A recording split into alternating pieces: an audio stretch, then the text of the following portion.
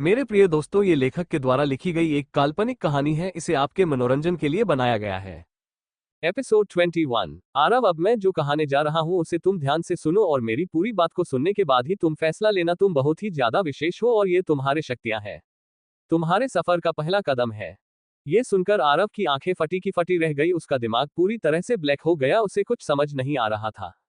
अब आगे। यह आवाज उसे गुलाबी रोशनी से आ रही थी और बीच बीच में वह गोलाकार रोशन रोशनी एक जलते बुझते बल्ब की तरह दिखाई दे रही थी।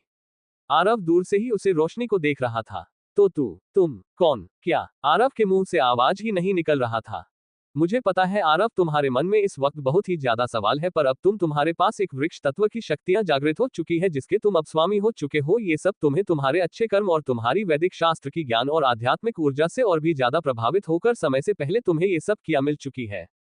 धीरे धीरे तुम्हें अपनी शक्तियों के लिए और भी ज्यादा मेहनत और अपने आध्यात्मिक शक्तियों को बढ़ाने के लिए इसका अध्ययन करना है ताकि तुम आने वाले परिस्थितियों के लिए तैयार रहो। ये शक्तियां तुम्हारी जन्मजात शक्तियां और विशेष ब्रह्मा आचरण सृष्टि ने तुम्हें दिया है। तुम्हें पूरी सृष्टि में चुना है। ये सुनकर आरव को तो समझ नहीं आ रहा था कि आखिर वह करे तो करे क्या। उसे इतना तो पता था कि उसे जो शक्तियां मिली है वह वृक्ष तत्व की शक्तियां हैं जिससे वह बहुत ही जल्दी पाकर उसकी जादुई शक्तियां इस्तेमाल करना चाहता था और इसके लिए वह बहुत ही ज्यादा मेडिटेशन और उसे तत्व की सारी मंत्र को अच्छी तरह से याद कर चुका था और हर मंत्र को बार बार अध्ययन करना उसका अध्ययन कर चुका था। वह उसे रोशनी की तरफ देखकर कहता है, तुम मेरे बारे में इतना कुछ कैसे जानते हो? आखिर कौन हो तुम और क्या चाहते हो? आरव रोशनी को देखकर हल्का आश्चर्य तो हो रहा था पर उससे कुछ गलत होने का अभाव नहीं हो रहा था। नहीं तो जब भी उससे कुछ बुरा या गलत होने का अभाव होता था तो वह समझ जाता था कि यह कुछ निगेटिव और बुरी शक्तियां भी है। उसे दिन रात के समय उसे काली चौकी पहनने वाली साया को देखकर आरव इतना तो अभाव हो गया था कि वह कोई काली और नेगेटिव शक्ति है जो किसी को भी नुकसान पहुंचा सकता है, पर इस वक्त उसके सामने ही गुलाबी रोशनी उसे किसी भी तरह से गलत और बुरी नहीं लग रहा था। मैं सही वक्त के साथ तुम्हारे सामने आऊंगा, तब तक हमारी बातें ऐसी ही होगी। तुम्हें मेरे ऊपर विश्वास करना ही होगा। घबराओ मत, मैं तुम्हारे बारे में सब कुछ जानता हूँ। ये सुनकर तो आरव के माथे पर पसीना आने लगा। वह कुछ सोच ही रहा था कि तभी उसे आवाज में एक बार और कहा, तुम इस विद्या निकेतन के सर्वश्रेष्ठ जादूगर हो और तुम्हें एक विशेष काम के लिए इस ब्रह्मांड में चुना है। वक्त के साथ तुम्हें धीरे धीरे सब पता चल जाएगा। अभी के लिए मैं तुम्हें इतना ही कहूंगा कि तुम अपनी शक्तियों के बारे में किसी को पता चलने मत देना। तुम एक आम जादूगर की तरह इस विद्या निकेतन में अपना ज्ञान शक्तियां इस्तेमाल कर सकते हो। अगर मैं ऐसा ना करूं तो अगर तुम ऐसा नहीं करोगे तो तुम्हारे जान पर खतरा बना रहता रहेगा और एक बार भी नहीं कई बार तुम्हारी जान को खतरा रहा है और उससे बचते आए हो। तुम्हारी जिंदगी का एक बहुत बड़ा मकसद है।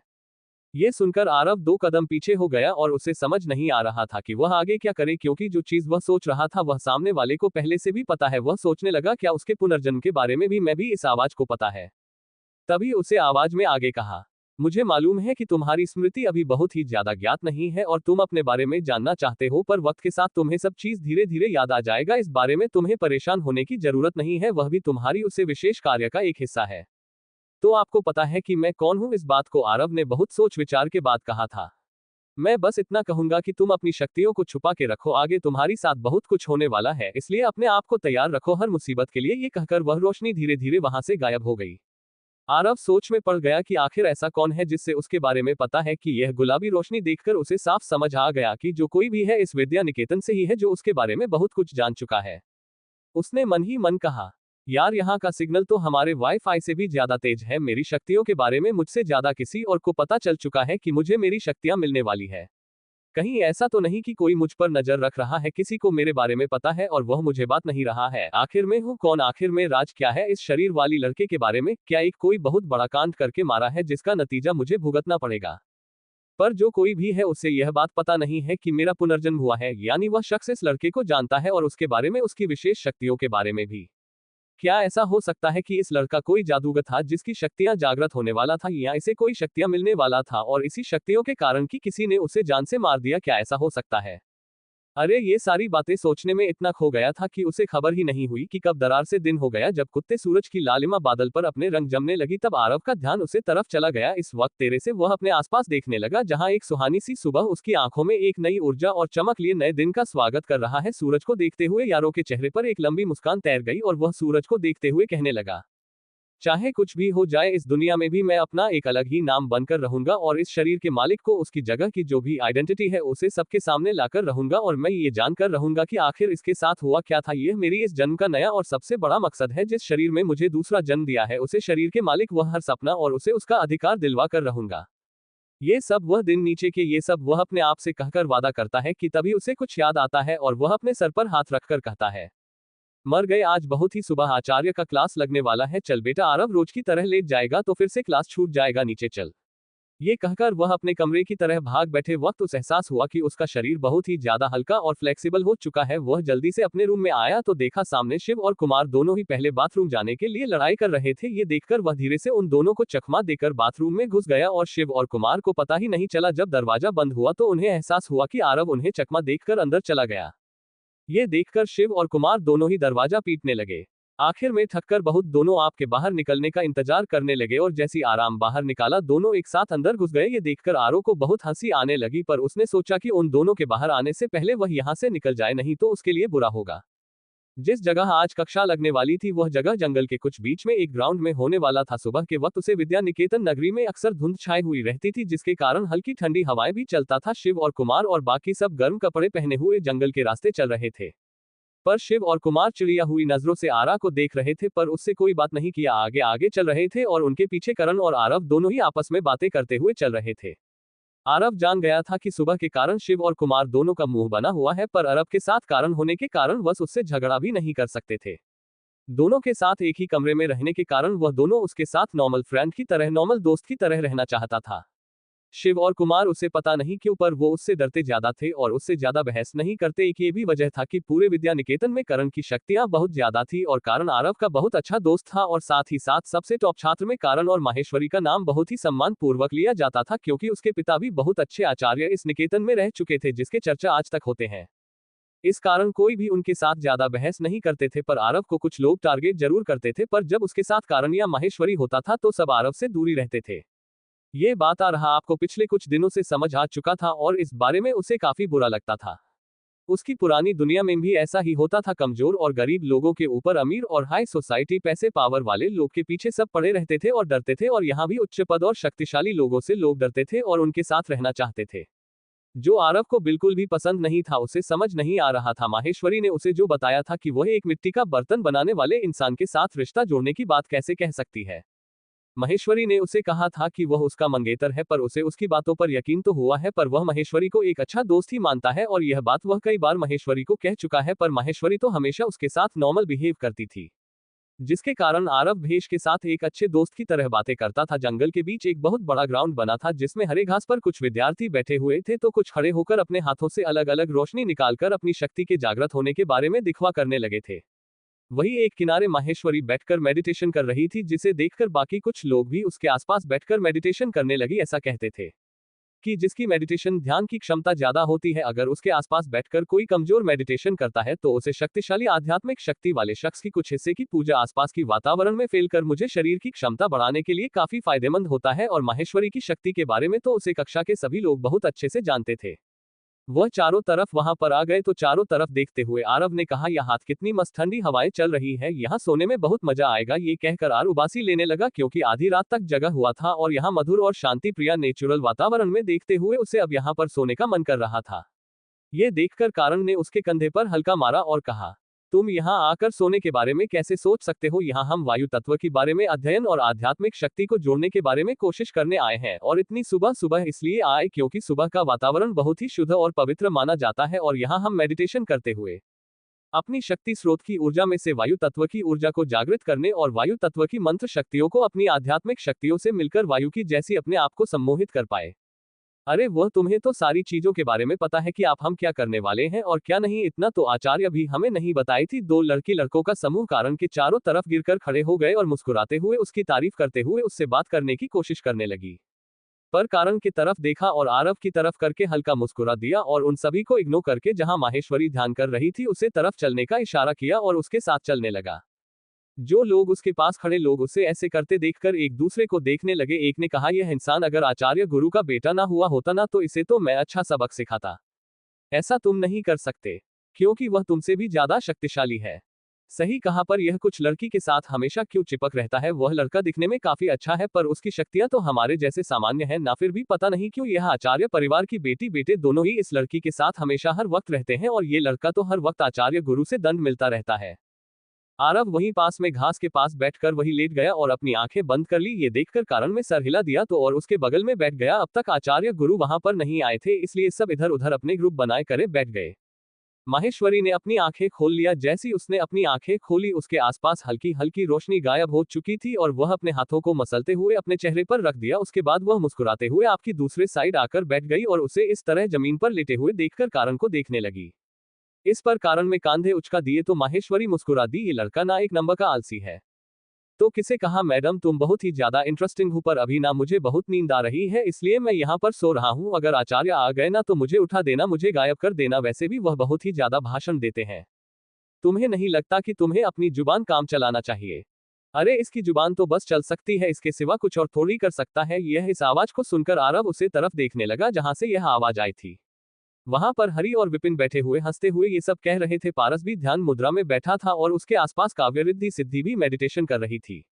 एपिसोड 22। अरे इसकी जुबान तो बस चल सकती है, इसके सिवा कुछ और थोड़ी कर सकता है यह। इस आवाज को सुनकर आरव उसे तरफ देखने लगा जहां से यह आवाज आई थी। वहां पर हरि और विपिन बैठे हुए हंसते हुए ये सब कह रहे थे। पारस भी ध्यान मुद्रा में बैठा था और उसके आसपास काव्य रिद्धि सिद्धि भी मेडिटेशन कर रही थी। उनकी आवाज सुनकर मेडिटेशन कर रही बाकी लोग भी अपने आंखें खोलकर उनकी तरफ देखने लगी। पारस आराम से वहीं पर बैठ गया और अपने सामने चल रहे तमाशा को देखने लगा। उससे तो मौका ही चाहिए होता है अपने दोनों चीजों से आरव का मजार बनाने के लिए। चेहरे पर किसी तरह से भाव नहीं दिखता, पर उसे मध्य मन बहुत ही खुशी हो रही थी। रिद्धि सिद्धि भी अपनी जगह पर बैठी हुई यह सब देख रहे थे उन्हें, पर बाकी सबसे तो कोई मतलब नहीं होता था। पर जब से उन्होंने अब देखा है पता नहीं क्यों पर एक कलर सा अटैचमेंट रिद्धि सिद्धि को अपना सा महसूस होता था, पर वह लोग इस बात को नजरअंदाज कर देते थे। उनका साम्राज्य इतना बड़ा था कि उनके लिए कुछ खास तरह के नियम कायदा कानून बनाए गए थे, जिसकी चलते हुए ज्यादा किसी से बात नहीं करती और सिर्फ कुछ खास नियम का पालन करते हैं। पर माहेश्वरी ने जब गुस्से भरी आंखों से विपिन और हरि को देखा तो वह दोनों चुप हो गए और दूसरी तरफ मुंह करके बैठ गए। तभी खान का एक धोखा जैसा कुछ उनके बीच से निकलते हुए उसे मैदान के केंद्र पर आकर भावांतर जैसा चलने लगा और उसे भवंडर के बीच एक आचार्य गुरु प्रकट हो गए, जिसे देखकर सब उसकी तरफ देखने लगी और सब उसे गिरकर वहां पर खड़े हो गए और अपने चारों तरफ से फिर कर कहने लगा, तो तुम सब समय से पहले ही आ गए, बहुत ही अच्छा। और मैंने देखा कि कुछ लोग यहाँ पर ध्यान कर रहे थे, वाकई में तुम सब बहुत अच्छे जादूगर बनने के योग्य हो। चलो आज का महत्वपूर्ण क्लास शुरू करते हैं। ये कहते हुए आचार्य गुरु एक नजर सभी विद्यार्थी की तरफ देखने लगी, फिर उसकी नजर सब विद्यार्थी की कुछ दूरी पर लेटे हुए आरव को देखा, जिसे देखकर आचार्य ने मुंह बनाया और कहा, अगर किसी को सोना ही था तो अपने छात्रावास में जाकर सो सकता था, यहाँ दूसरों के अध्ययन में रुकावट डालने के लिए किसने आने को कहा? ये सुनकर कारण और माहेश्वरी जो आरव को छुपाने की कोशिश कर रहे थे वह लोग भी वहां पर खड़े होते हैं और आरव ने जैसे ही आचार्य की बात सुनी वह भी अपनी जगह से उठकर इधर उधर देखने लगा, जैसे कि वह ये दिखाना चाह रहा हो कि किसी आचार्य गुरु जी ने यह बात कही।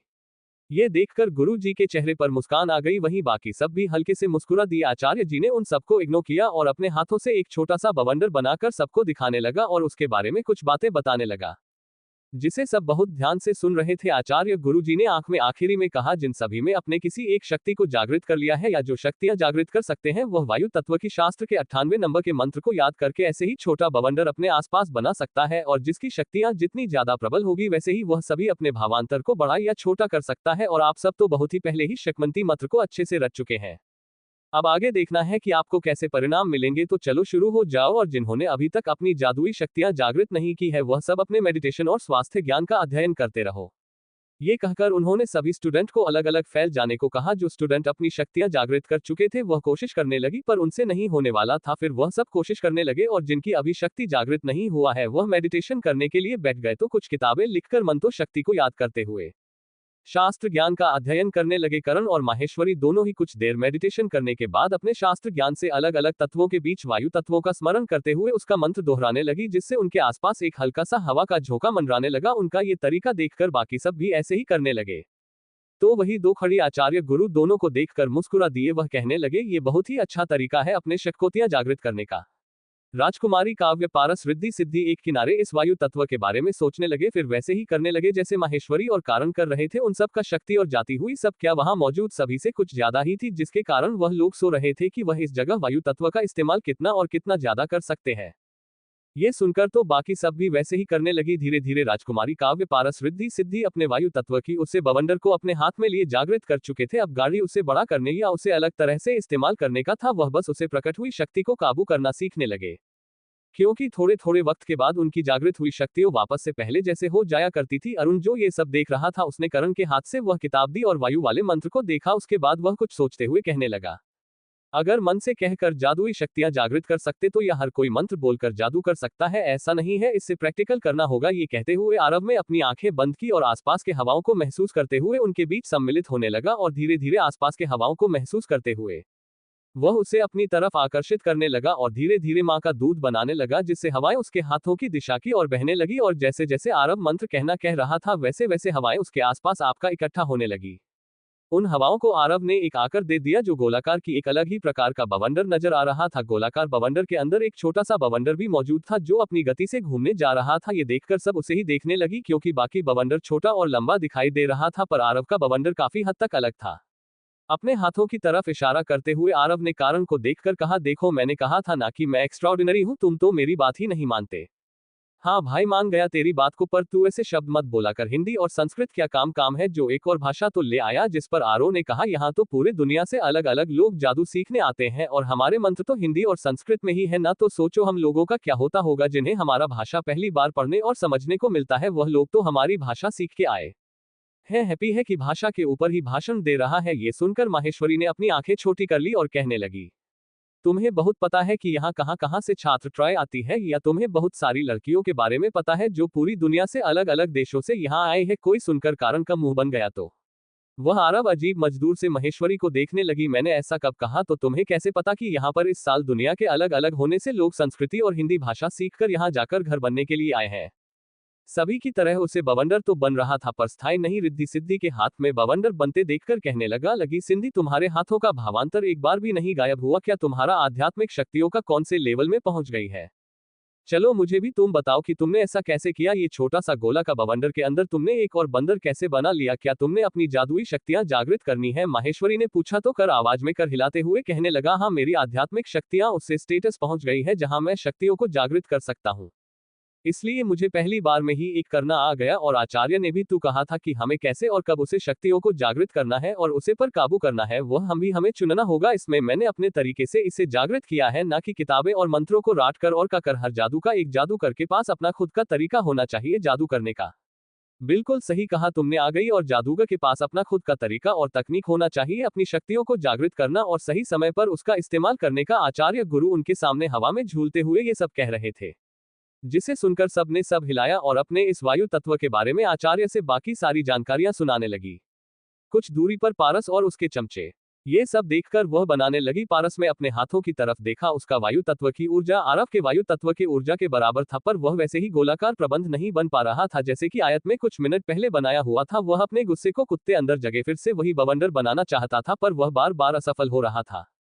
विपिन न्यू बनाते हुए पारस को कहने लगा, भाई तुम्हें नहीं लगता कि लड़का कुछ ज्यादा ही हवा में उड़ रहा है? ये सब देखकर पारस को बहुत तेज जलन होने लगी। वह चाहता था कि जो इस वक्त सब आरव को अटेंशन दे रही थी वह सब उसे मिला। शाही खानदान के होने के कारण पारस को हमेशा ही महत्वपूर्ण व्यक्ति का दर्जा दिया गया था, पर आज यहाँ आकर उसे सबसे नजरअंदाज होते हुए महसूस करके बहुत ही ज्यादा बुरा लग रहा था और उसे आरव के ऊपर बहुत ही ज्यादा गुस्सा आ रहा था। न कि धीरे धीरे वो क्लास खत्म हो गई, अब सूरज उनके सर पर चढ़ चुका था, जिसके कारण वह लोग अब वहां से चले गए। जाते वक्त पारस ने आरोप को बहुत गुस्से भरी निगाहों से देखा और अपने 2 चमचों के साथ उसके कंधे को धक्का देकर वहां से निकल गया। और आपको कोई फर्क नहीं पड़ा, उसे तो पहले भी इस सारी चीजों की आदत हो चुकी थी।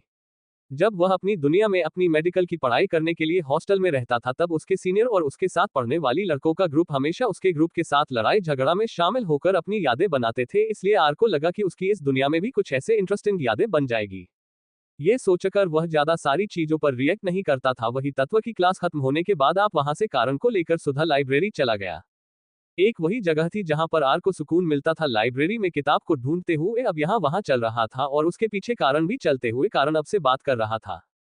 तो वही माहेश्वरी और कुछ लोगों की अगली कक्षा दूसरी तरफ लगी हुई थी जहां पर सारी लड़कियां और कुछ लड़के मौजूद थे। सबको उनके इंटरेस्ट के मुताबिक कक्षा में जादू का ज्ञान और प्रशिक्षण दिया जाता था, इसलिए कोई भी आचार्य किसी भी छात्र के साथ जबरदस्ती नहीं करते थे। जो सीखना और प्रशिक्षण लेना चाहता था उसे वह सारी चीज सिखाया जाता था। इस वक्त काव्य और माहेश्वरी आमना सामने खड़े हुए अपनी शक्तियां एक दूसरे के सामने मंत्र और शास्त्र का प्रयोग करते हुए एक दूसरे से लड़ रहे थे, या कहें कि एक तरह से वहां पर उन दोनों के बीच वाद विवाद हो रहा था। वह दोनों अलग अलग तत्व उनसे एक दूसरे की जादू और मंत्र का तोड़ निकलते हुए एक दूसरे को उनकी गलतियां बता रहे थे।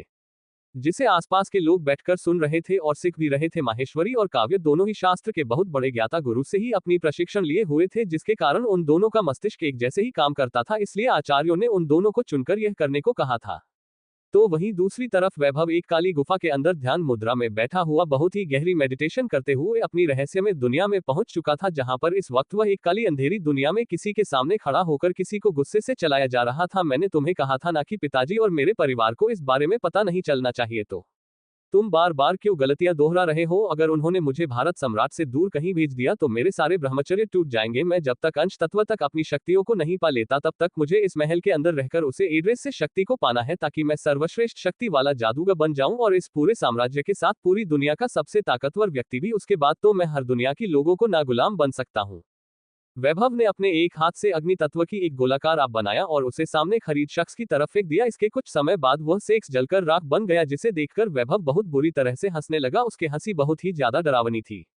कुछ देर के बाद उसे गुफा से बाहर निकालने के बाद वैभव अपनी दुनिया में वापस आ गया, जहां इस वक्त वह अपने कमरे में घुटने के बल बैठा हुआ मेडिटेशन कर रहा था। वह अपने आसपास देखने लगा। उसके बाद उसने दो सेवा को बुलाया और महल में चल रहे गतिविधियों और अपने साम्राज्य की सभी छोटी बड़ी बातें को जानने की कोशिश करने लगा। इस वक्त उसे महल में उसके पिताजी का शासन चल रहा था, जिसके कारण वह अपनी कुछ बातें बहुत ही ज्यादा किसी तक पहुंचने नहीं देना चाहता था, और उसके जीवन का बहुत बड़ा कांटा उसका भाई आ रहा है। उसके बारे में उसने पहले ही बहुत कुछ छुपा रखा था, जिसे लेकर वह बहुत ही ज्यादा कॉन्फिडेंट था कि अब उसे पारस साम्राज्य का उत्तराधिकारी बनने के लिए कोई भी रोक नहीं सकता। इसलिए वह एक अच्छा बेटा, अच्छा राजकुमार और अच्छा बनाकर सभी के मन को जीतने में लगा हुआ था। हमको इस बात से अनजान था कि जिस शख्स को उसने अपने रास्ते से हटा दिया है वह सेक्स अभी भी इस दुनिया में मौजूद है। एपिसोड 23। काव्या झील के किनारे बैठे हुई उसे ठहरे हुए पानी को बहुत गौर से देख रही थी। पिछले कुछ दिनों से उसका मन बहुत ही ज्यादा व्याकुल था। वह किसी भी चीज में अपना पूरा ध्यान नहीं लगा पा रहे और यह सब आखिर उसके साथ क्यों हो रहा है, वह इस बारे में कुछ कर नहीं पा रही है। उसने अभी कुछ समय पहले उसके और माहेश्वरी के बीच कोई छोटी सी प्रतियोगिता के बारे में याद किया, फिर अपनी आंखें बंद करके कहने लगी, नहीं, मैं इतनी छोटी सी परीक्षा में भी हार गई, यह मैं नहीं हूं। ये कहते हुए उसे कुछ याद आ गया और वह अपने चेहरा छुपाकर वहीं पर बैठ गई। तभी उसके कंधे पर किसी ने हाथ रखा और कहा, काव्य, तुम आखिर इतनी परेशान हो क्यों? तुम ऐसे नहीं थी, आखिर तुम्हें हुआ क्या है? क्या तुम अपने सबसे अच्छी दोस्त को नहीं बताऊंगी? उसकी बात सुनकर काव्या ने अपना सर उठा लिया और भीगे हुए आंखों के साथ नील की तरफ देखने लगी। तो वही नील ने आज पहली बार काव्य की आंखों में आंसू देखे थे, जिससे वह चौंक गई और उसके पास आकर बैठकर कहने लगी, आखिर क्या हुआ है तुम्हें? तुम इतना उदास क्यों हो? आखिर किस गलती की सजा तुम अपने आप को दे रही हो? तुम तो ऐसे बिल्कुल नहीं थी। इस पर काव्य ने कुछ नहीं कहा और बस चुपचाप वापस से उसे झील में ठहरे हुए पानी को एकटक देखने लगी और उसने कहा, मुझे अकेला छोड़ दो नील, तुम जाकर लाइब्रेरी से कुछ किताबें ले आओ और तुम्हारे अस्त्र विद्या कक्षा का भी समय हो गया है तो तुम्हें वहां जाना चाहिए। मैं अपने आप को संभाल लूंगी, तुम चली जाओ। ये सुनकर नील काव्य की तरफ देखने लगी और कहा, तुम हमेशा ऐसे ही क्यों रहती हो? आखिर तुम मुझे अपनी परेशानियों के बारे में नहीं बताओगे तो किसे बताओगे? बचपन से मैं तुम्हारे साथ में एक दासी, एक दोस्त और एक बहन की तरह, या तुम मुझे नहीं बता सकती पर तुम मुझे उसे लायक नहीं समझता कि मैं तुम्हारे समस्याओं का समाधान कर सकूं या तुम्हारी इस दुख में शामिल हो सकूं। तुम जाओ यहाँ, मैं कुछ देर अकेला रहना चाहती हूँ। काव्या ने नील की बातों को नजरअंदाज किया और चुपचाप बैठकर अपना चेहरा दूसरी तरह घुमा दिया। नील आखिर वहां से चली गई। झरने के किनारे कारण और आरव दोनों ही बैठे हुए मेडिटेशन कर रहे थे। जहां आरव के शरीर से हल्की रोशनी निकल रही थी तो वही कारण बहुत ही फोकस के साथ मेडिटेशन कर रहा था। उसे अपने शरीर के आसपास कुछ अलग ही शक्ति महसूस होने लगी। वैसे ही उसने अपनी आंखें खोलकर सामने देखा तो वह थोड़ा हैरान रह गया, क्योंकि आराम के शरीर से एक अलग ही प्रकार की ऊर्जा शक्ति निकलती है, वह देख पा रहा था। उसने मन ही मन कहा, मुझे पता था और मैं, कुछ तो बात है, उसकी आध्यात्मिक शक्ति बहुत ही ज्यादा अलग है। इस तरह से तो मेरे पिता आचार्य भी इतनी जल्दी कोई भी शक्ति जागृत नहीं करते। कुछ देर के बाद आरव ने भी अपनी आंखें खोल दी और धीरे धीरे उसके शरीर से निकलती हुई हरी रोशनी गायब हो गया। कारण जो बहुत ध्यान से आना को देख रहा था, ये देखकर आरव करण की तरफ दिखाकर मुस्कुराते हुए कहा था ना, मेरे साथ आओगे तो मैं तुम्हें चौंक दूंगा। तो क्या तुम इसी चीज के बारे में मुझे बताने के लिए यहाँ लाए थे? इस पर कारण ने अपने बालों पर हाथ फेरा और कहा, बिल्कुल इसी बारे में मैं तुम्हें बताना चाह रहा था। ये कहते हुए आरव ने कारण को कल रात के बारे में भी बताया, जिसे सुनकर कारण की आंखें लगभग बाहर आने वाली थी। उसने आश्चर्यचकित हो सकता है, क्या ये सब तुम्हारे साथ हुआ? तुम मुझे अब बता रहे हो? मुझे तो उसे रोशनी ने किसी को कुछ ना बताने के लिए कहा था, फिर भी मैं तुम पर बहुत ज्यादा विश्वास करने लगा हूं, तुम्हारी बहन से भी ज्यादा, इसलिए मैंने तुम्हें बताया है। ये सुनकर कारण बहुत ही ज्यादा अपने आप को खुश नसीब समझ रहा था, क्योंकि कभी किसी ने उसे इतना इंपॉर्टेंस नहीं दिया जितना कि आरव से मानता था। शुरुआत में तो वह आरव से नफरत करने लगा था, पर वक्त के साथ उसकी और आरव की दोस्ती बहुत ही ज्यादा गहरी हो गई है, इतना जितना कि वह अपने अंदर सारे राज एक दूसरे को बता सकते थे। तुमने मुझे यहाँ पर क्यों ले आए, यह बात तो तुम मुझे विद्या निकेतन में भी बता सकते थे। तुम मुझे वहां से दूर इस जंगल के पास इस नदी पर ही क्यों ले आए? उसकी बात सुनकर आरव रडलते हुए सूरज को देखते हुए कहने लगा, मुझे पूरा यकीन तो नहीं है, पर मुझे जहां तक करता है इस विद्या निकेतन में कोई है जो मुझे मेरे बारे में जानता है जितना कि कोई नहीं जानता है। तुम भी नहीं, ना ही माहेश्वरी, और वह मुझे इस शक्ति के बारे में बताया भी है। तो मुझे लगता है अगर मैं वहां पर रहकर तुम्हें कुछ बताता तो इस बारे में भी उसे इंसान को पता चल जाता, और मुझे ऐसा लगता है कि कोई मेरे ऊपर नजर रखे हुए हैं। भले ही मेरी जादुई शक्तियां अभी अभी जगीत हुई है, पर वीकली अंतर्मन की शक्ति से मुझे ऐसा लगता है कि कोई मुझ पर नजर रखे हुए हैं। ये सुनकर कारण चौंक गया और कहा, क्या वह इंसान तुम्हारे बारे में जानता है? इसका मतलब वह तुम्हारे बारे में तुम्हें बता सकता है कि तुम्हें उसे ढूंढना चाहिए। फिर अपना सर झुकाकर कहने लगा, क्योंकि मैंने तो तुम्हें उतना ही बताया है जितना माहेश्वरी ने तुम्हारे बारे में मुझे और हमारे परिवार को बताया है। उससे ज्यादा मैं ना ही जानता हूँ, ना ही मैं तुम्हें आगे कुछ बता सकता हूँ। मुझे पता है और मुझे पूरा यकीन है कि भले ही माहेश्वरी मेरे से कुछ छुपा रही है और वह मेरे भलाई के बारे में ही सोचती है, इतना तो मैं उसे जान चुका हूँ, पर मुझे ऐसा लगता है कि वह भी मेरे बारे में बहुत कम जानती है। तुम क्या सोच रहे हो? मैं अपनी शक्तियों के बारे में किसी को कुछ नहीं बताऊंगा। एक आम विद्यार्थी की तरह मैं अपनी इस विद्या निकेतन में अपनी जादुई शक्तियों को बढ़ाने की कोशिश करूंगा और एक बहुत ही शानदार जादूगर बनकर अपने वजूद को ढूंढने के लिए निकल जाऊंगा। क्योंकि जैसा कि मुझे समझ आ रहा है, मेरी आइडेंटिटी कुछ बहुत ही अलग और बड़ा है। मुझे अपनी पहचान को ढूंढना है कि मैं क्या था और मेरी जान को खतरा आखिर क्यों है। कुछ देर के बाद आरव और कारण चलते हुए जंगलों से आचार्य नगर के बाजार पर आ गए। वहां आकर उन्होंने देखा कि विद्या निकेतन के बहुत सारे विद्यार्थी वहां पर अलग अलग जगह पर पहले हुई थी। उन दोनों में इन सब को इग्नोर किया और प्रयोग कक्षा की तरफ जाने लगे। वहां पर बहुत सारे विद्यार्थी अपनी शक्तियों को जागृत कर कर उसकी प्रैक्टिस करते थे। कर्म जब वहां पर आया तो उन्हें उसने देखा कि कुछ पुराने विद्यार्थी वहां पर अपनी शक्तियों को प्रदर्शित करके एक दूसरे से कंप्लीट कर रहे हैं। ये देखकर वह दोनों वहीं पर बैठ गए और बाकी सब जादूगरों को देखने लगी जो अपनी अपने शक्तियां जागृत करके एक दूसरे को हराने की कोशिश कर रहे थे। वह लोग वह सब देख ही रहे थे कि तभी उन्होंने किसी की बातें सुनी। मुझे नहीं पता था कि माहेश्वरी राजकुमारी काव्य को बहुत आसानी से हरा देगी। आखिर हरे पर क्यों नहीं, उसके पिता शास्त्र नदियों की सर्वश्रेष्ठतम शास्त्री है और राजकुमारी तो बस एक राजकुमारी है। ये कहकर कुछ लड़कियां हंसने लगी, आगे कहने लगी, भले ही उसके पास बहुत सारी शास्त्र और आचार्य थे और वह है तो एक राजकुमारी ही ना, जिसके पास किसी भी चीज की कमी नहीं है और जिसके पास हर चीज होती है उसे हर चीज बहुत आसानी से मिल जाती है। इसलिए तो देखा कितनी आसानी से माहेश्वरी ने राजकुमारी काव्य को हरा दिया। राजकुमारी काव्य तो बहुत अहंकारी है ना, उसे तो अपने राज्य और अपने शास्त्र ज्ञान आध्यात्मिक शक्तियों को लेकर बहुत ज्यादा ही घमंड था। आप कहाँ चली गई उनकी यह सारी अकड़, ये कहकर कुछ लड़कियां बातें करते हुए हंस रही थी और माहेश्वरी और काव्य के बारे में बहुत सारी बातें करते हुए उनका मजाक भी बना रही थी। वह जगह ही कुछ ऐसा था कि बहुत सारी छात्र गपशप करने या शक्तिशाली जादूगर को देखने के लिए वहां पर आती थी। बहुत सारी जादूगर छात्र जिनकी आध्यात्मिक शक्तियां और जादुई शक्तियां एक लेवल तक पहुंच चुकी है, वह लोग यहां पर दिन रात प्रैक्टिस किया करते थे, जिसके कारण यहां पर बहुत सारी लोगों का चहल पहल होता था। कुछ दूसरे को देखने आते थे तो कुछ वहां पर दूसरे को देखकर कुछ सीखने की कोशिश करती थे। कारण एक लंबी सांस ली और सामने देखने लगा। उसे ऐसे करते देखकर आरव ने उसे देखा और उसने भी सारी चीज के बारे में सुनी, तो वह कारण की कंधे पर अपना कंधा हल्के से टकराते हुए कहने लगा, क्या हुआ, तुम्हें बुरा लग रहा है कि तुम्हारी बहन ने तुम्हारे क्रश को हरा दिया? ये कहकर आराम हंसने लगा। उसे पर कारण मुंह बनाकर कहा, ऐसा कुछ नहीं है। जब भी राजकुमारी काव्य और माहेश्वरी की आमना सामना होता है तो दोनों एक दूसरे को बहुत ही अजीब सा भाव देते हैं। जैसे कि कोई पुरानी दुश्मन अपने दुश्मन को देखकर अपने चेहरे से दुश्मनी दिखता है, वैसे क्या तुम्हें नहीं पता, काव्य और माहेश्वरी की दुश्मनी तो बचपन से चलती आ रही है। जब हमारे पिता कुछ समय के लिए उनके साम्राज्य में थी तो उन्होंने महाराज कुमारी काव्य और महेश्वरी को एक साथ शास्त्र और बाकी की शिक्षा ज्ञान का अध्ययन करने के लिए उन दोनों को एक साथ ही और बाकी लड़कियों को एक साथ अध्ययन करने लगे और शुरू से ही राजकुमारी काव्य हर चीजों में आगे थी। अच्छा, किसी भी चीज को बहुत आसानी से सीखकर उसे पर अपना एक अलग ही प्रभाव छोड़ देती थी, तो वही माहेश्वरी सारी चीजों को सीखकर उसे पर अपना ऐसा प्रभाव छोड़ी थी कि उसके अलावा ऐसा कोई कर ना सके। और वक्त के साथ उन दोनों के बीच धीरे धीरे वाद विवाद और टकराव बढ़ने लगा और यह टकराव दुश्मनी तक आ गया। उसे बहुत सारी चीज है जिन दोनों के बीच हुई है, पर ये दोनों फिर भी अपने आप को एक दूसरे से सर्वश्रेष्ठ दिखाना चाहते हैं, पर उन लोगों ने अपनी इस दुश्मनी का फायदा कोई तीसरा ना उठा ले, इसलिए वह लोग बहुत ही संभालता है के साथ एक दूसरे को चुनौती देते थे। वैसे ही आज भी हुआ। वायु तत्व की क्लास के बाद माहेश्वरी और बाकी लड़कियां और कुछ लड़कों का एक अलग क्लास में उनके बीच प्रतियोगिता रखी गई, जिसमें माहेश्वरी ने काव्य को 2 अंक से हरा दिया। ये सुनकर पहले तो मुझे थोड़ा आश्चर्य हुआ कि जब भी उन दोनों के बीच प्रतियोगिता होती थी तो वह दोनों हमेशा बराबरी में आकर हार जाते थे, पर इस बार राजकुमारी काव्य 2 अंक से हारी थी, यह बहुत चिंताजनक बात है। ऐसा क्यों? तुम खुद ही जान जाओगे। अभी के लिए चलो हम अपनी आज सुबह वायु तत्व के जागृत शक्ति का प्रयोग करके देखते हैं। तुम तो बहुत आसानी से हवा का बवंडर बना लिए थे और आसपास के प्राकृतिक को भी अपने शक्ति से संबोधित कर दिए थे, तो मुझे बताओ, मैं भी वैसे करती हूँ, अपने वाले तत्व की शक्ति को जागृत करके देखता हूँ। ये कहते हुए वह आरव को खींचते हुए सामने की तरफ ले गया और एक किनारे आमने सामने खड़े हो गए।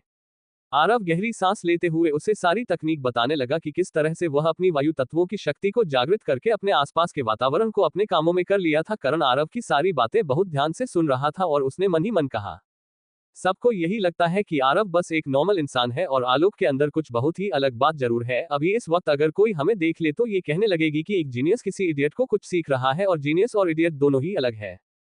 ये कहकर कारण खुद पर हंसने लगा और करण की आरव की बातों को ध्यान से सुनने लगा। कुछ ही देर में माहेश्वरी भी वहीं पर आ गई और कहने लगी, तुम लोग कहाँ गायब हो जाते हो, अब रात होने वाली है। चलो आरव, तुमने कहा था कि आज रात तुम मेरे साथ लाइब्रेरी में चलकर पढ़ाई करोगी। यह कहकर माहेश्वरी ने आरव का हाथ पकड़ लिया और अपने साथ ले जाने लगी।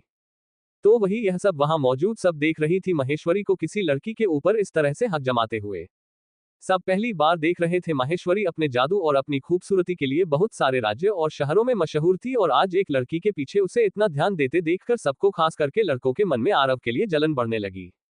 आरव भी माहेश्वरी के साथ अब लाइब्रेरी में आ गया और उसके सामने एक गोल्डन बुक खोलकर बैठ गया और वो दोनों एक ही किताब से पढ़ने लगी, जिसे देखकर अब बोर होने लगा, क्योंकि उसे किताब की सारी चीज के बारे में अब पहले से ही जान चुका था। फिर भी वह चुपचाप बैठ रहा और किताबें पढ़ने लगा। जब बहुत टाइम के बाद माहेश्वरी ने उसे जाने से मना किया तो वह कुछ देर में आता हूँ कहा कर निकल गया। आज सुबह से उसका पूरा दिन ऐसे ही भाग दौड़ में चला गया था, इसलिए वह अपने लिए एकांत चाहता था।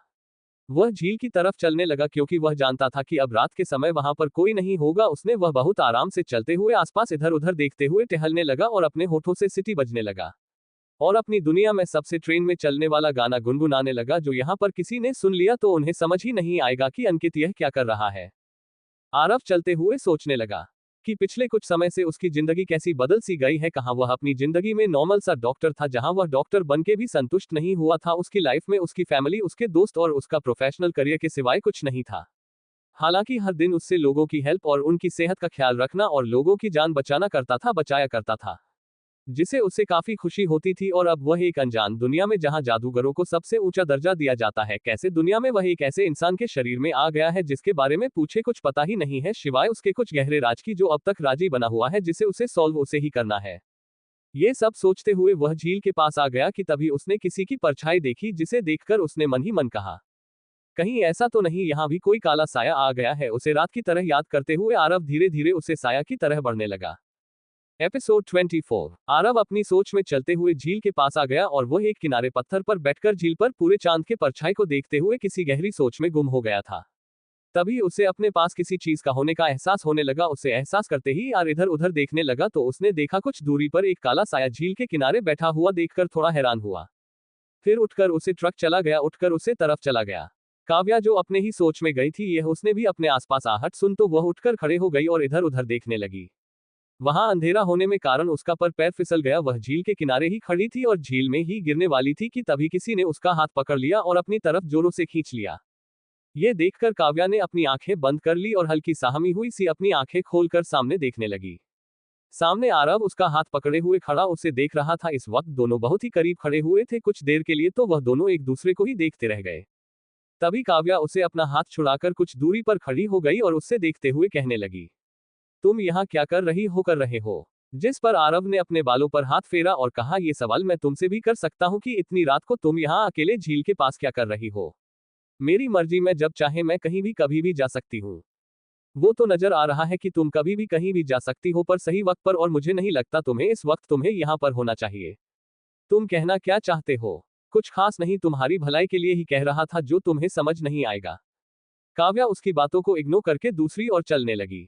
आरव उसके पीछे पीछे चलने लगा। ये देखकर काव्या की आंखें छोटी हो गई और वह पलटकर उसे देखकर कहने लगी, तुम मेरा पीछा क्यों कर रहे हो? मैं तुम्हारा कोई पीछा नहीं कर रहा हूं, मैं बस तुम्हें सही सलामत तुम्हारे छात्रावास तक छोड़कर आना चाहता था और कुछ नहीं, और साथ में मैं भी अपने छात्रावास की तरफ ही जा रहा हूं। एक रास्ता है यहां से वहां तक जाने का। ये कहकर आरव आगे आगे चलने लगा। काव्या भी कुछ कदम आगे लेकर उसके साथ चलने लगी। काव्या कर नजरों से बीच बीच में औरों को देख रही थी। ईश्वर कामयाब उससे कुछ दूरी बनाकर चल रही थी। उन दोनों की हाइट भी अलग थी। जहां अब लंबा चौड़ा था तो वही काव्या थोड़ी उससे हाइट में काम उसके सीने तक ही आती थी। उसकी पर्सनैलिटी देखकर काम किया मनी मन में कहने लगी, इसका और उसका नाम कितना समान है ना, अगर वह अभी होता तो बिल्कुल किसी की तरह होता। ये सोचते थे उसके मां करवाहर से बढ़ गया और पछतावे से कि उसने अपने आप को रोने से रोका और कहा, काव्या तुम हमेशा अपने जिद और जुनून में सब कुछ भूल जाती हूँ। आप पछताने से क्या फायदा जब वह इंसान तुम्हारी जिंदगी से हमेशा के लिए दूर चला गया है। और जिस लिए तुमने ये सब किया था वह इंसान तो इंसान की शक्ल में शैतान है जिसकी ताकत का अंदाजा तुम बिल्कुल नहीं लगा सकती।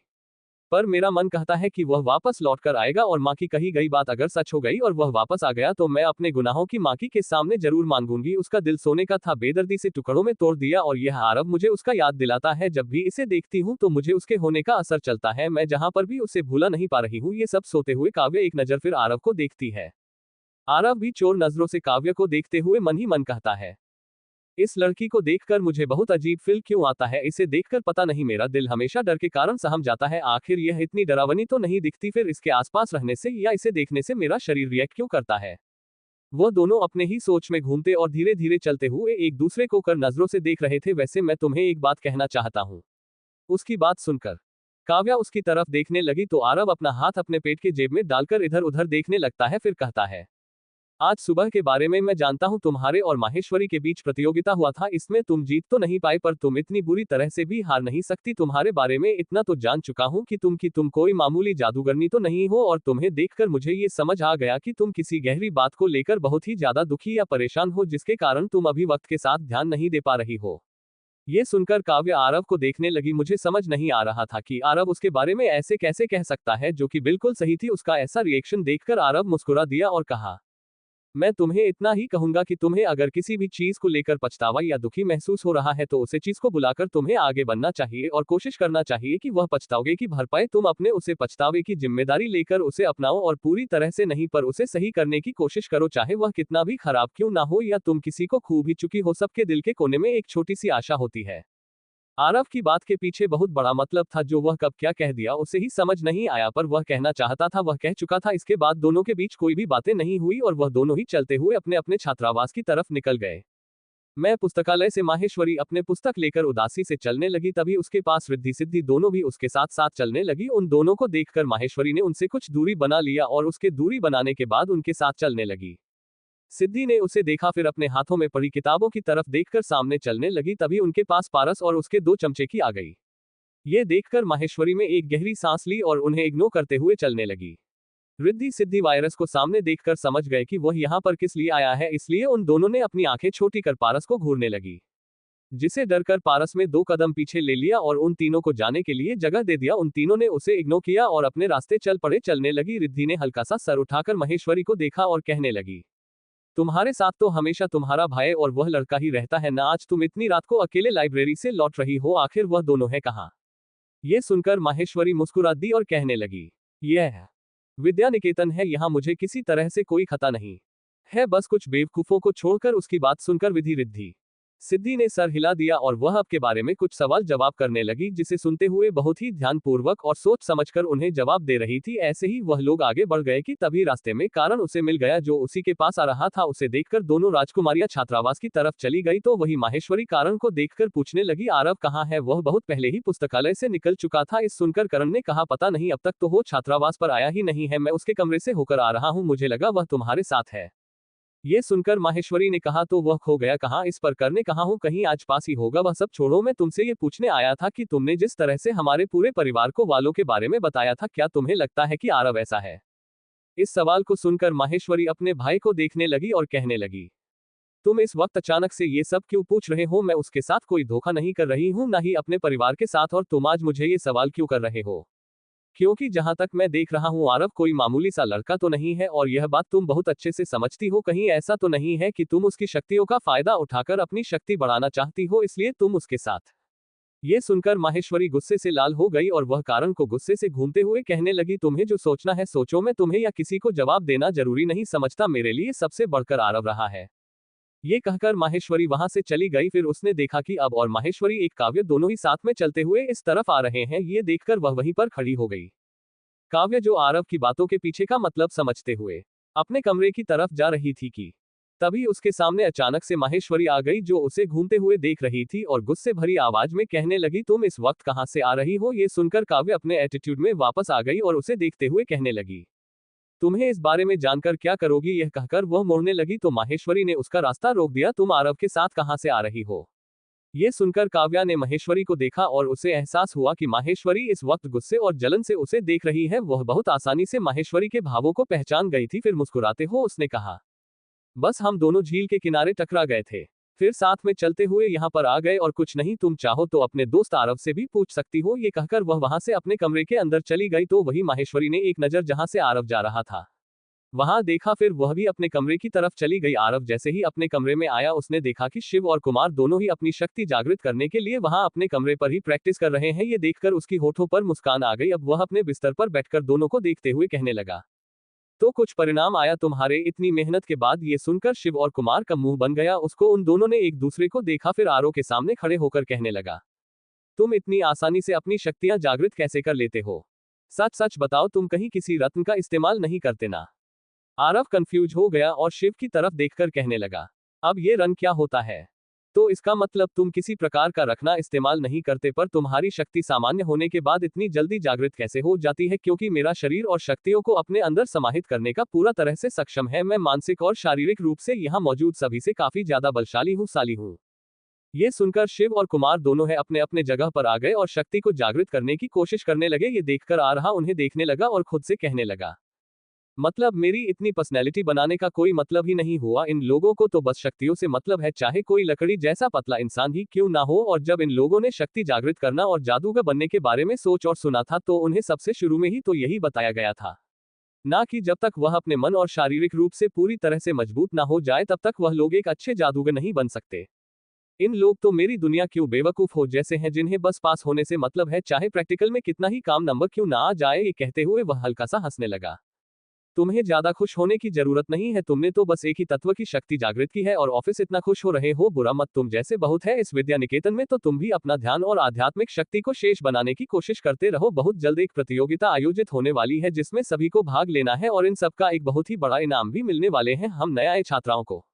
ये सुनकर आरव थोड़ा एक्साइटेड हो गया, फिर उसकी आंखें भारी होने लगी और वह अपने बिस्तर पर लेटकर सो गया। उसे इतना जल्दी सोता देखकर शिव और कुमार ने सर हिला दिया कि वह हमेशा से अगर कोई बहुत ही जल्द सोते हुए देखे थे और आधी रात को उसके सपने के कारण वह पैनिक भी करने लग जाता था, जिसके कारण उसकी नींद हमेशा अधूरी रहती है। इतना सब कुछ उसके साथ होता है, फिर भी उसकी आध्यात्मिक शक्ति और मेडिटेशन करने की समय बाकी सबसे ज्यादा होता था और यह सब शिव और कुमार बहुत अच्छे से जानते थे। वही काव्य अपने कमरे के अंदर आ गई और अपने बिस्तर पर बैठकर किताब लेकर बैठकर उसे पढ़ने लगी। नील जो अपने सामान को उसकी सही जगह पर रख रही थी, उसने एक नजर काव्य को देखा और उसके बाद अभी अभी आई महेश्वरी को मुझे इस वक्त थोड़ी गुस्से में नजर आ रही थी। उसने नोटिस किया कि माहेश्वरी बहुत समय से काव्य को ही घूर रही है और कुछ कहना चाहती थी, पर माहेश्वरी वहां मौजूद दोनों को इग्नोर करके अपने बिस्तर पर आकर लेट गई और अपनी आंखें बंद कर दी। ये देखकर नील भी अपने बिस्तर पर जाकर सो गई। ये रात सबके लिए बहुत ही अलग अलग था। जहां काव्य आरव की बातों को सोचकर उसके ख्यालों में गम थी, तो वही महेश्वरी आरव लेकर थोड़ी परेशान थी। तुम वही उसे विद्या निकेतन के सबसे ऊंची पहाड़ के ऊपर बने एक लकड़ी का एक बहुत ही सुंदर मकान के बालकनी में आचार्य उत्तम देव ऊंचाई से विद्या निकेतन की ओर देख रही थी। उसके चेहरे पर एक हल्की मुस्कान थी। उसके पीछे दो सेवक आचार्य सर झुकाए हुए खड़े थे। उनमें से एक ने कहा, आचार्य देव जी आपको इस वक्त विश्राम करना चाहिए, आपका विश्राम कक्ष तैयार है, आपको कुछ और चाहिए। जिस पर उत्तम दे ने हाथ दिखाकर रोक दिया और उन दोनों को इशारे से वहां से जाने को कह दिया और एक गहरी सांस लेते हुए उसने चांद की तरफ देखकर कहने लगा, वक्त के साथ बहुत कुछ होने वाला है, बहुत सारी जिंदगी आपस में जोड़ने वाली है तो कुछ जिंदगी खत्म होने वाली है। एपिसोड 25। वही उसे विद्या निकेतन के सबसे ऊंची पहाड़ के ऊपर बने एक लकड़ी का एक बहुत ही सुंदर मकान के बालकनी में आचार्य उत्तम देव ऊंचाई से विद्या निकेतन की ओर देख रही थी। उसके चेहरे पर एक हल्की मुस्कान थी। उसके पीछे दो सेवक आचार्य सर झुकाए हुए खड़े थे। उनमें से एक ने कहा, आचार्य देव जी आपको इस वक्त विश्राम करना चाहिए, आपका विश्राम कक्ष तैयार है, आपको कुछ और चाहिए। जिस पर उत्तम दे ने हाथ दिखाकर रोक दिया और उन दोनों को इशारे से वहां से जाने को कह दिया और एक गहरी सांस लेते हुए उसने चांद की तरफ देखकर कहने लगा, वक्त के साथ बहुत कुछ होने वाला है, बहुत सारी जिंदगी आपस में जोड़ने वाली है तो कुछ जिंदगी खत्म होने वाली है। आचार्य देव ये सारी चीज सोच रहे थे कि तभी उसने देखा कि आसमान से कुछ चीज तेजी से उनकी तरफ आ रही है। ये देखकर आचार्य गुरुदेव के चेहरे पर मुस्कान आ गई और वह बस मुस्कुराते हुए ऊपर की ओर देखने लगे। एक काला कलर पर साया उसके चेहरे पर बढ़ने लगी और धीरे धीरे आसपास भी उसे साया देखने लगा, जिससे साफ पता चल रहा था कि वह साया बहुत ही विशाल है। ये देखकर आचार्य ने अपना हाथ ऊपर कर दिया और धीरे धीरे वह साया आचार्य गुरुदेव के हाथ की तरफ आ गया। सामने एक बहुत ही बड़ा डायनासोर जैसा पंखों वाला ड्रैगन था, जो इस वक्त चांद की दुनिया रोशनी में उसका सफेद पंख बहुत ही खूबसूरती से चमक रहा था। उसे देखकर आचार्य दिन में उसके सर पर अपना हाथ फिर आया और कहा, तुम्हें मैंने कितनी बार कहा है इस तरह से अचानक बताया करो, अगर तुम्हें यहाँ किसी ने देख लिया ना तो तुम जिंदा नहीं बचोगे। तुम अपनी दुनिया में बहुत आराम से वहां रह सकते हो कि तुम यहाँ मुझसे मिलने आती हो, अभी सही वक्त नहीं आया है तुम्हारे बाहर आने का। उसके बाद सुनकर वह ड्रैगन बस अपनी टिमटिमाते हुई आंखों से आचार्य घोड़े को देखने लगा और बस शहर हिला दिया और अपनी आंखें बंद करके अपने उसे विशाल शरीर को एक छोटी सी शरीर में परिवर्तित कर दिया। ये देखकर उत्तम देव जी थोड़ी आचार्य हो गए, फिर मुस्कुराते हुए कहने लगे, मतलब तुम भी अब अपना शरीर परिवर्तित कर सकते हो, बहुत अच्छे, यहाँ कोई तुम्हें देख ली उससे पहले हम तुम्हें जाना चाहिए। ये कहकर उत्तम देव ने एक बार फिर उसके चेहरे को सहलाया और फिर उसके माथे पर अपना हाथ रखकर मुस्कुराते हुए उसे थोड़ा सा प्यार किया। इसके बाद वह डायनासोर धीरे धीरे चमकते हुए वहां से गायब हो गया और आचार्य देव भी अपने कक्ष की तरफ वापस लौट गए। अगले शाम के वक्त एक बहुत ही महत्वपूर्ण कक्षा बटर ग्राउंड में हो रहा था, जहां अलग अलग जागृत जादूगर अपने शक्तियों को जागृत करते हुए वहां पर अपनी शक्तियों को प्रदर्शित करने के लिए जमा हुए थे। सब एक दूसरे को देखकर एक दूसरे की शक्तियां पहचान की कोशिश कर रही थी। जैसे जैसे उनकी शक्तियां बैठी थी वैसे वैसे उनके अंदर कॉन्फिडेंट और दूसरे की शक्ति पहचाने की क्षमता भी बढ़ने लगती थी। आज आरव बस एक किनारे बैठा ग्राउंड में बैठी सभी जादूगरों को देख रहा था। सबने एक काले रंग की बहुत ही लंबा सा कोट पहन रखा था और यह कोट सिर्फ उन जादूगरों को मिलता था जिनकी आध्यात्मिक और जादुई शक्ति जागृत हो गई।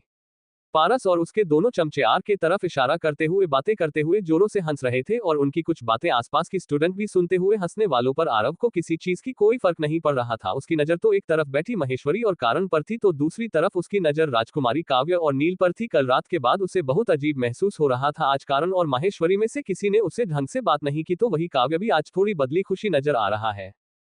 तभी उसके कंधे पर किसी ने हाथ रखा और कहा, भाई यहाँ बैठे बैठे सोने से कुछ नहीं होगा, तुम्हें आचार्य जी ने बुलाया है, तुम्हें वहां जाना चाहिए। ये शिव था जो कुछ देर पहले ही वहां पर आया था। जवाहरलाल ने सुना कि उसे कोई आचार्य बुला रहे हैं तो वह थोड़ा कंफ्यूज हो गया, फिर वह वहां से उठकर चला गया। उसके जाने के बाद कारण ने शिव की तरफ देखकर कहा, तुम उसे कहाँ भेजे हो? अभी कुछ नहीं, हमारी प्रैक्टिस शुरू हो जाएगी। आचार्य ने कुछ लड़कों को अपने पास बुलाया है ताकि कुछ सामान वह यहाँ पर ला सके और जैसे कि हमारा बहुत ही ज्यादा शक्तिशाली है सामानों को उठाने के लिए, इसलिए मैंने उसे और कुछ लोगों को भेज दिया। अगर मैं ये कहता कि कुछ सामान उठाने के लिए आचार्य बुला रहे हैं तो वह लोग नहीं जाते, इसलिए बिना जाता है उन्हें वहां भेज दिया। मैंने सुनकर कारण का मुंह बन गया तो वही शिव बस उसे एक नजर देखकर वापस एक किनारे जाकर कुमार के साथ बैठ गया और कहा, क्या तुम्हारी कोई भी शक्तियां जागृत हुई है कि नहीं? अगर ऐसा नहीं हुआ तो आज हमें अच्छी खासी कुछ सुनने को मिलेगा। भाई तो चिंता मत कर, सब ठीक है। वहीं अब सोते हुए चले जा रहा था, उसके पीछे कुछ लड़के भी आ रही थी। हरी और विपिन जड़ों के पीछे पीछे चल रहे थे। उन्होंने एक दूसरे को देखा और फिर मुस्कुराते हुए आर को गिराने के लिए अपना पर उसके पैर के बीच रख दिया, पर अगले पल आरव उसे विचार कदम आगे बढ़कर उन दोनों को पीछा कर दिया। जिसे चढ़कर हरी ने कहा, वह लड़का इतना एटीट्यूड में क्यों रहता है? पीछे पलट गया और वैसे ही चलते हुए कहने लगा, एटीट्यूड रखना पड़ता है यार, अगर ना रखो तो तुम जैसे गधे मुझे गधे बना देंगे ना। तभी आचार्य जी उन सबके बीच अचानक से आ गई और कहने लगी, इतने समय लगता है ग्राउंड्स यहाँ आने में, जल्दी से चलो। अचानक जी को हवा से प्रकट होते देखकर वह सब दंग रह गई और किसी ने कुछ नहीं कहा और कुछ देर बाद कुछ बड़े बड़े बॉक्स लेकर वह लोग आचार्य जी के साथ ग्राउंड में पहुंच गए। सबके मन में जिज्ञासा होने लगी कि आखिर इस बॉक्स में है क्या, सिवाय राजकुमारी रीति सिद्ध और काव्य की, जिन्हें किसी भी चीजों से कोई फर्क नहीं पड़ता था। जो कोई भी अपनी शक्तियों को बहुत अच्छी तरह से मेरे सामने प्रकाशित करेगा उसने मैं अलग अलग तरह से उपहार दूंगा और यहाँ पूरे विद्या निकेतन जानता है वैसे उपहार लोगों को दिखाने या किसी तरह से अपने आप को ऊपर लाने को नहीं, बस उन छात्राओं के माँ के अंदर अपनी पर्सनैलिटी को जानने का मौका दे रहे थे। सब उसके बाद सुनकर हैरान हो गए और एक दूसरे को देखने लगे और ने जब ये सुनो तो उसने मन ही मन कहा, आखिर इमाम देना था तो ऐसे ही दे देते, इतने भारी भारी सामान लाने की क्या जरूरत थी? यहाँ पर तो युद्ध कला और बाकी चीज सीखने वाले थे ना, पर यह क्या है? पारस साम्राज्य के राजमहल के बगीचे में राजकुमार वैभव अपने जादू का अध्ययन कर रहे हैं। इस वक्त उसके एक हाथ में अग्नि तत्व के गोल आकार की शक्ति जागृत हो रही थी तो वहीं दूसरी हाथ में एक बुरे काले रंग की रोशनी के साथ कुछ ढूंढे जैसा उसके हाथ से बाहर की ओर निकल रहे थे। आसपास कोई भी मौजूद नहीं था। इस वक्त वैभव के दोनों आंखों में उसकी दोनों शक्तियों का अंश नजर आ रहा था और उसके चेहरे पर एक डरावनी सी मुस्कान बिखरी हुई। वह बिखरे हुए हो बस अपने शक्तियों को और प्रभावशाली बनाने का प्रयोग कर रहा है। तभी उसे कुछ आहटें सुनाई देने लगी जिससे उसने उसे काली पूजा को अपने अंदर समाहित कर लिया और अब वह दोनों हाथों से अपनी अगली तत्व को काबू में करने की कोशिश करने लगे। उस समय में वहां पर कुछ लोग आकर खड़े हो गए जो दिखने में सिपाही थे और उनके पीछे राजपुरोहित और राजा साहब कुंभदेव चलते हुए वहां पर आए थे। उन्हें देखकर वैभव अपनी जगह पर खड़ा हो गया और उन दोनों को आदरपूर्वक अभिवादन किया। इसके बाद वह उन्हें देखने लगे। कुंभदेव ने एक गहरी सांस छोड़ते हुए वैभव को देखा और कहा, मुझे पता है तुम्हें अपनी जादुई शक्ति के अध्ययन और प्रयोग करते वक्त अपने आसपास कोई भी लोग पसंद नहीं है, पर राजरजक कुंभदेव आगे कुछ कहते हैं उससे पहले ही बैठा हूं उन्हें नम्रता पूर्वक कहने लगा, पिताजी आपको मैं यहाँ आने के लिए किसी की अनुमति की जरूरत नहीं है, हम जब चाहे जहाँ चाहे मुझे मिल सकते हैं या मुझे बुला सकते हैं। ये सुनकर कुंभदी में सर हिलाया, फिर राजपुरोहित की तरफ देखते हुए कहने लगे, ये हमारा दूसरा बेटा वैभव राजकुमार वैभव है जिससे आप मिलना चाहते थे। तो वही राजपुरोहित जी जो बहुत समय से वहां पर आई थी, वह लगातार वैभव को भी घूरते जा रहे थे, जिसका आभास वैभव को भी था, पर वह ऐसा दिखने लगा जैसे कि वो एकदम सामान्य जादूगर है और उसने अपनी कुछ काली शक्तियों को भी दबाएंगे। राजपुरोहित की तरफ भी नम्रता पूर्वक देखे जा रहा था। वही राजपुरोहित जी ने एक नजर भर वैभव को देखा और अपने कर हिलाते हुए वापस मुड़कर चलने लगे। उसके साथ राजा कुंभदेव और राजकुमार वैभव दोनों भी चलने लगे। अपने पिता को इस पुरोहित के सामने इतना विनम्र होता देख एक बात समझ आ गई कि यह राजपुरोहित कोई मामूली इंसान तो नहीं है, इसलिए वैभव भी बस चुपचाप उनके साथ चलने लगा। चलते हुए उसने महसूस किया कि उसे राजपुरोहित के आभा में बहुत विशिष्ट और पूरे एनर्जी से भरी हुई है, जिसकी शक्ति का अंदाजा हो छह कभी नहीं लग पा रहा था। खाने की टेबल पर राजपुरोहित जी बहुत ही आराम से बैठे हुए थे। वही राजा कुंभदेव और महारानी देवी राज बस आशा भरी नजरों से राजपुरोहित को देख रहे थे। तो वही वैभव भी वह चुपचाप राजपुरोहित के बोलने का इंतजार कर रहा था। उसे अब कहीं ना कहीं उसे प्रॉमिस से हल्की कैमरा घबराहट होने लगी थी, जिसे छुपाने के लिए उसने अपना सर झुकाए हुए चुपचाप अपना खाना खाने लगा कि तभी कुंभदेव की बातें सुनकर उसके हाथ रुक गए और वह बहुत गौर से राजा कुंभदेव की बातें सुनाने लगी, जो कह रही थी, राजपुरोहित जी आपके जितने भी भविष्यवाणी अभी तक आपने कहा था वह सब सच होते रहे हैं। क्या आपने इन कुछ सालों में ऐसा कुछ अपने दिव्य दृष्टि से देखा है जो हमारे साम्राज्य और हमारी दुनिया के लिए खतरनाक हो सकता है? आपकी भविष्यवाणी के अनुसार हमारा साम्राज्य बहुत ही ज्यादा सुरक्षित और भव्य तरीके से विकसित हो रहा है, पर एक विकास में हम अपने परिवार के बहुत सारे राज को दफनाए हुए तो नहीं रख सकते ना। वक्त के साथ सब कुछ सबके सामने आ जाएगा, यहाँ तक कि मुझे कि अपने परिवार की इन राज और उनके रहस्य के बारे में अब तक बहुत कम ही जानकारी मिली है। क्या ऐसा हो सकता है कि हमारी शक्तियों कम होने का कारण भी इसी रहस्य में इतिहास से जुड़ा हुआ है और इसी कारण हमारा बेटा आरव गायब है? राजा कुंभदेव की परेशानी भरी बातों को सुनकर पुरोहित जी ने एक साथ और कठोर आवाज में कहने लगे, दुनिया में कब क्या हो जाए इसका अंदाजा और अनुमान न तो कोई लगा पाया है, ना अब तक कोई लग पाएगा। राजा गुंबद देव, तुम जितने अच्छे योद्धा और जादूगर को उससे भी अच्छे इंसान हो और यह विकसित साम्राज्य तुम्हारे और तुम्हारे पोदारों की दी हुई सबसे बड़ी और अच्छी सीख का नतीजा है। अभी तुम्हें इन सारी चीजों के बारे में सोने की जरूरत नहीं है। वक्त के साथ सारी सवालों का जवाब उन्हें मिलता रहेगा जो तुम ढूंढ रही हो। अगर वक्त से पहले तुम उसे सवालों के जवाब ढूंढोगे तो वक्त आने पर तुम्हें उसे वक्त भी नहीं मिलेगा जिस वक्त के लिए तुमने ये सारी चीज की है। राजपुरोहित में धीरे कर कठोर आवाज में कहा, जिसे सुनकर राजकुमार वैभव के हाथ अपनी जगह पर रुक गए और वह उनकी बातों को सुनकर सोते हुए कहने लगा, मतलब उन पत्र में जो भी लिखा था वह सही है। इस साम्राज्य और इस महल में बहुत कुछ छुपा हुआ है। अगर कोई उसे छुपे हुए रास्ता पहुंच जाएगा तो मैं साम्राज्य को अपने हाथ में लेकर शासन कर सकता हूं, पर आखिर ऐसा क्या इतिहास है इस महल और इस साम्राज्य का? मुझे पूरी दुनिया हमारे साम्राज्य के सामने घुटने टिका हुआ है। जहां तक मैं जानता हूं हमारी साम्राज्य का एक चौथाई भाग अलग अलग देशों से जुड़ा हुआ है। तो एक तरफ भाव सागर है। राजकुमार वैभव, आपकी युद्ध कला और जादुई शक्तियों का आध्यात्मिक कारण किस स्तर तक हो चुका है? मुझे लगता है आप अंतिम चरण तक पहुंच चुके हैं अपने विशेष तत्व की शक्ति में। पुरोहित जी की बात सुनकर वैभव जो अपने सोच में बोला था वह उन्हें देखकर बस सर हिला देता है, जिसे देखकर पुरोहित जी कुछ देर वैभव को देखने लगे, जिससे वैभव थोड़ा अनकंफर्टेबल हो गया। उन्हें ऐसा लग रहा था जैसे कि वह वैभव को अंदर तक उसे झककर देख रहे हैं। खाना खाने के बाद वैभव सीधा अपने कक्ष में आ गया और अपने बालों पर हाथ चढ़ाते हुए कहने लगो, आखिर ऐसा क्या राज है इस महल की दीवारों में? इसके बारे में पिताजी को भी नहीं पता। क्या ऐसा कुछ शक्तियां हैं जो अगर दुनिया के सामने आ जाए तो हमारा साम्राज्य बहुत बड़े खतरे में आ सकता है, और अगर वह शक्ति किसी के हाथ में आ जाए तो वह पूरी दुनिया को खतरे में डाल सकता है? ये सब सोते हुए उसने अपने हाथ एक जगह कटरा दिए और अपने घुटने के बल बैठकर ध्यान करने लगा। कुछ पल में उसके आसपास कई कल की काला धुआं उसके चारों तरफ घूमने लगा कि तेरे और धुआं एक कल गोलाकार भाग में वैभव के सामने आ गया, जिसे देखकर वैभव ने उसे देखकर सवाल करने लगा और जिसका जवाब सुनकर वैभव के चेहरे के पूरे हुए रंग को और भी ज्यादा सफेद बना रहे थे। कुछ देर उसे कल काले रंग के गोलाकार रोशनी से बात करने के बाद वैभव अपने बिस्तर पर बैठ गया और कुछ सोचती हुई वह राजा कुंभदेव के कमरे की तरफ बढ़ गए हैं। इस पर ताजा कुंभदेव अपने हाथ में तांबे का एक पुस्तक लिए बैठा हुआ था। तभी एक सिपाही वहां पर आकर बैठक की वहां आने के बारे में बताया, जिसे सुनकर राजा साहब ने उन्हें अंदर आने की इजाजत दे दी। वैभव को ऐसे अचानक उसके कमरे में आता है देखकर वैभव के पिता राजा कुंभदेव उनसे सवालिया नजरों से देखने वालों पर वैभव में वहां आकर सीधा सीधा कह दिया, पिताजी कुछ वक्त पहले खान की टेबल पर आ गए और रोहित जी के बीच जो बातें हुई क्या उसे बारे में आप मुझे बता सकते हैं? मुझे जानना है इस बारे में आखिर क्या है जिसके कारण हमारा सम्राट जितना भाव और बलशाली है और हमारी जादुई शक्तियां किसी आम जादूगर और सर्वश्रेष्ठ जाति को सिर्फ बहुत अच्छा और गलती चुनाव ज्यादा शक्तिशाली है और इतनी शक्तियां होने के बाद भी हम अपने परिवार के सदस्य को क्यों नहीं ढूंढ पा रहे हैं? ये सुनकर कुंभदेव थोड़े उदास हो गए। इसी के साथ हम मिलते हैं अगले पार्ट में। पूरी स्टोरी सुनने के लिए सब्सक्राइब करें।